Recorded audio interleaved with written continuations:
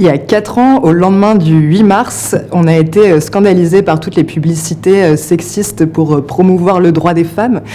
Donc on a créé avec Marion Vaquero et Charlotte Vaquero un compte Twitter pour dénoncer ce sexisme créé par le marketing. Ça fait 4 ans maintenant qu'on œuvre sur les réseaux sociaux, on dénonce les pubs et le marketing stéréotypé, ultra-genré et souvent sexiste, et on arrive comme ça, grâce à notre communauté, à faire supprimer des pubs, du marketing, etc., qu'on peut voir partout autour de nous. Notre force, c'est notre communauté, c'est grâce à elle et grâce aux gens qui nous soutiennent qu'on peut peser contre les marques et les faire plier.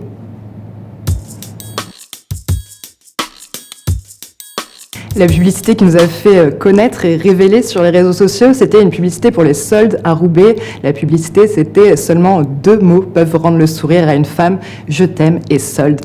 On était très peu sur les réseaux sociaux au début, donc la première réponse de la marque, c'était de dire qu'on était juste des féministes sans humour. Et puis une fois qu'on a créé cette communauté, qu'on a parlé de nous et qu'on a été beaucoup relayés, la marque est revenue plus sérieusement nous expliquer qu'ils étaient désolés, qu'ils allaient supprimer, faire attention et sensibiliser les équipes. Dans la publicité, c'est facile de s'appuyer sur des stéréotypes, on est sur des images ou des petits films très courts, donc c'est difficile de pouvoir explorer toutes les facettes de personnalité, des genres. Donc nous, ce qu'on fait, c'est qu'on propose aux marques de les aider aussi. On les affiche pas comme ça sur les réseaux sociaux gratuitement. L'idée, c'est de pouvoir avoir une progression derrière et de discuter avec elles pour savoir comment mieux faire.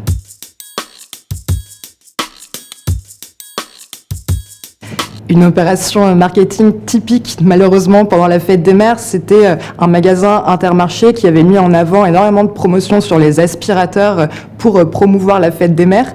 C'est une opération qui ne devrait plus avoir lieu en 2022. C'était une opération ciblée sur un magasin. Il y a plusieurs magasins qui l'ont fait, mais souvent c'est vraiment le distributeur ou le commerçant sur place de façon régionale qui va appliquer ces stéréotypes et ce sexisme au sein des campagnes de marketing.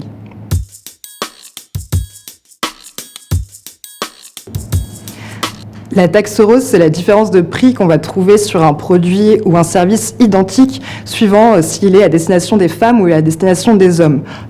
On retrouve souvent des exemples typiques dans le milieu de l'hygiène, de la beauté. En fait, toutes ces injonctions faites aux femmes vont se retrouver aussi derrière sur le portefeuille.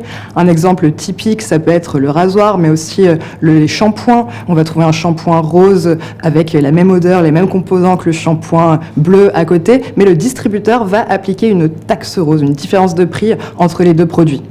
Cette taxe rose, elle n'existerait pas sans le marketing genré. Il n'y a pas forcément besoin, si le produit est vraiment identique, soit les rasoirs, les shampoings ou les t-shirts, de différencier ces produits, qu'ils soient à destination des femmes ou à destination des hommes, si le but derrière est exactement le même.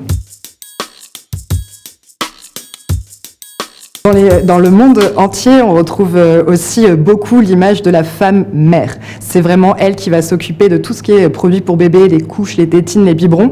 Et du coup, les biberons et les couches vont être marketés pour maman, le coin des mamans.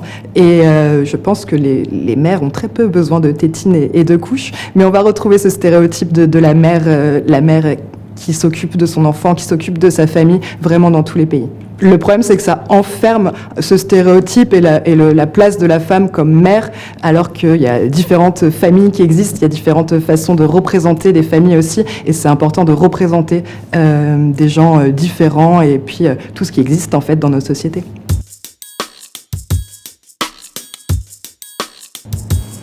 Pour conclure, je voudrais parler de sororité, cette fraternité entre femmes qui est souvent mise au rabais. C'est très important de se serrer les coudes entre femmes, entre concernées, donc sororité.